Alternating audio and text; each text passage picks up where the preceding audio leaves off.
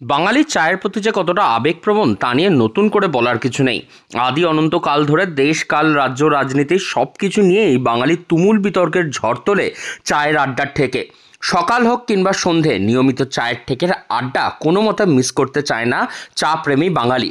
কারণ চায়ের সঙ্গে চায়ের আড্ডার ঠেক দুটোই যে সমান জরুরি। ঠিক তেমনই হুগলির শ্রীরামপুরে এমন এক চায়ের ঠেক রয়েছে যা দোকানদার ছাড়াই চলে আসছে বছরের পর বছর ধরে। শ্রীরামপুর চাত্রা কালীবাবুর শ্মশানের ঠিক বিপরীত দিকে রয়েছে একটি চায়ের দোকান। দোকানের বয়স আনুমানিক 300 থেকে 350 বছর। ছাদের কড়িবর্গার কাঠামো সেই বয়সের হিসাব ধরিয়ে দেয়। একটা সময় সেটি বাজারের দোকান হিসাবে ব্যবহৃত হলেও দীর্ঘ 80 থেকে 90 বছর ধরেই দোকানটি ব্যবহার হচ্ছে চায়ের দোকান হিসাবে। কয়লার উনুনে চায়ের দোকানটিকে দেখলেই মনে হবে যেন আধুনিকতা ছেড়ে হঠাৎ করে কয়েক প্রজন্ম পিছনে চলে এসেছে মানুষজন।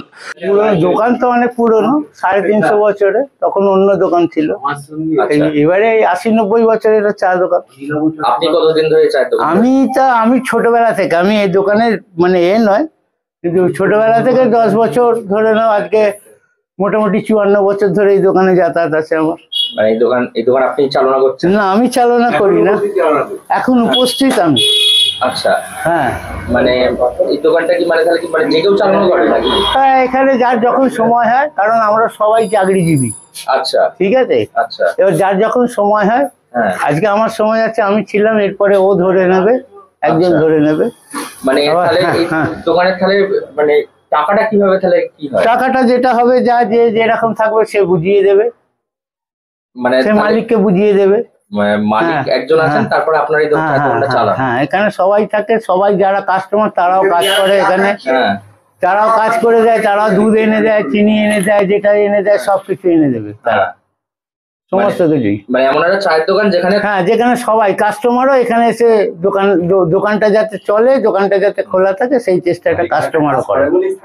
হ্যাঁ, মানে আজ আপনি চালাচ্ছেন, কাল অন্য কেউ চালাতে এখন না কেউ চালাতে পারে, সেটাই তার সময় হবে। মালিক সবসময় থাকতে পারে না, সেও চাকরিজীবী, সে চাকরি করে। তা আপনারা কি এটা কি দোকানটাকে ভালোবেসে এটা? আমরা এই দোকানটাকেই ভালোবাসি, দোকানটা ভালোবেসেই চালাই। এই দোকানটা বন্ধ হয়ে গেলে অনেক লোকের অনেক রকম অসুবিধা হবে। বেশ কিছু লোক সকালের দিকে যারা আসে, তারা সকালবেলা হাঁটা চলা করে, এখানে এসে জল খায়, চা খায়, তারপর বাড়ি চলে যায়। এই দোকানটা যদি বন্ধ হয়ে যায়, তাদের বাড়ি থেকে বেরোনো বন্ধ হয়ে যাবে। এটা পুরোনো একটা স্মৃতি বলতে পারেন, হ্যাঁ, বা একটা প্রতিষ্ঠানও বলতে পারেন। এটা নামেই চায়ের দোকান, এটা একটা প্রতিষ্ঠান। ঘটনাক্রমে চায়ের দোকানে ক্রেতা ও বিক্রেতাদের কার্যকলাপও কয়েক প্রজন্ম পিছনের মানুষের মতনই। কারণ দোকানদার ছাড়াই চলে সেই চায়ের দোকানের বিক্রি। সন্ধ্যাবেলা চায়ের দোকানের আড্ডায় এসে খোদ বিক্রেতারাই চা বানিয়ে নিজেরাই খান এবং চা পরিবেশনও করেন। যার নির্ধারিত মূল্য হয় তা আবার তারা রেখে যান ক্যাশ বাক্সের মধ্যে। এই বর্তমান ধাপ্পাবাজির যুগে এমনও এক জায়গা রয়ে গেছে যেখানে মানুষজন সৎ ও নিষ্ঠা মনেই চায়ের দোকানের মধ্যে তারা সমস্ত রকমভাবে নিজেদের মতন করেই পরিচালনা করেন। এখানে জেনারেশন টু জেনারেশন বাস করছি। তা জেনারেশন টু জেনারেশন বাস করার জন্য আমরা একে অপরকে খুব ভালোভাবে চিনি। ফ্যামিলিগত একটা সম্পর্ক আছে প্রত্যেকের সাথে প্রত্যেকের। সেই জায়গা থেকে এটা একটা ইমোশন, যে মালিক থাকলেও বা না থাকলেও দোকানটা যদি কোনো প্রয়োজন পড়ে, কাউকে চা দেওয়ার প্রয়োজন পড়লো বা তার থেকে পয়সা নিয়ে ক্যাশে বুঝিয়ে দেয়া, এটা এইভাবেই চলছে। এটা আন্তরিকতা, মানে বাঙালির চায়ের প্রতি যে ভালোবাসা, এবং এখানে আসলে মানে বোঝা যায়। আর এখানে এই যে একটা সিস্টেম বৈশিষ্ট্য যেটা, সেটা হচ্ছে এখানে সবাইকে দুবার করে চা দেয়া হয়। মানে 5 টাকার আপনি চা খেলেন, আপনাকে দুবার সার্ভ করা হবে। সেটা শ্রীরামপুর কেন, হোল হুগলি ডিস্ট্রিক্টে কোনো দোকানে দেওয়া হয় না, শুধু এই দোকানেই দেওয়া হয়। এটা অনেকেই জানেন।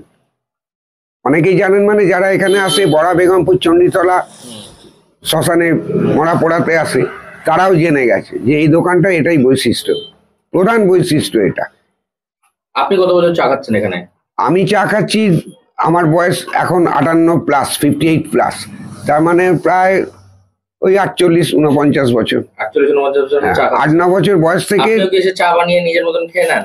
না, চা বানাতে লাগে না, বানানো থাকে, কেউ না কেউ বানিয়ে রাখে। চা সার্ভ করতে হয় কখনো কখনো, হয়তো কাস্টমার রয়েছে, ওই দেখুন আরেকজন কাস্টমার চা দিচ্ছে। তা ব্যাপার হলো এখানে আন্তরিকতার ব্যাপার রয়েছে একটা, যেহেতু 2-3টে জেনারেশন সবাই সবাইকে জানে, ফ্যামিলি পজিশন জানে, তাদের আগের জেনারেশনকে জানে, সেই আন্তরিকতা থেকে এইগুলো করা হয়। আপনার নাম? পার্থপ্রতিম ভট্টাচার্য। চায়ের দোকানে নির্দিষ্ট কোনো বিক্রেতা নেই, আসলে পুরো চায়ের দোকানটাই চলে মানুষের ভালোবাসা দিয়ে। কারণ চায়ের দোকানকে এখানকার ক্রেতারা চায়ের দোকান হিসাবে নয় বরঞ্চ এক প্রতিষ্ঠান হিসাবে মনে করেন। চায়ের দোকানের এক মালিক আছেন, তবে তিনিও চাকুরিজীবী। সকালবেলা দোকান খোলেন, অল্প সময়ের জন্য তিনি দোকানে থাকেন, তারপর অফিস চলে গেলে দোকান চালান অন্যান্য ক্রেতারাই। নিজেরাই এসে চা তৈরি করেন, সেই চা নিজেরাই আবার পরিবেশন করেন। এমন উদার নীতিপূর্ণ চায়ের দোকান আর বোধহয় কোথাও পাওয়া যাবে কিনা খুবই সন্দেহ। এই এমন একমাত্র চায়ের দোকান হুগলির শ্রীরামপুরে রয়েছে, যেখানে কোনায় কোনায় বাস করে সাম্যতার বাণী। কারণ এখানে সকলেই হচ্ছেন চা বিক্রেতা, আবার সকলেই চায়ের দোকানদার। এমন অদ্ভুত চায়ের দোকান আর পাবেন কোথায়? হুগলি থেকে রাহি হালদার, লোকাল 18 বাংলা।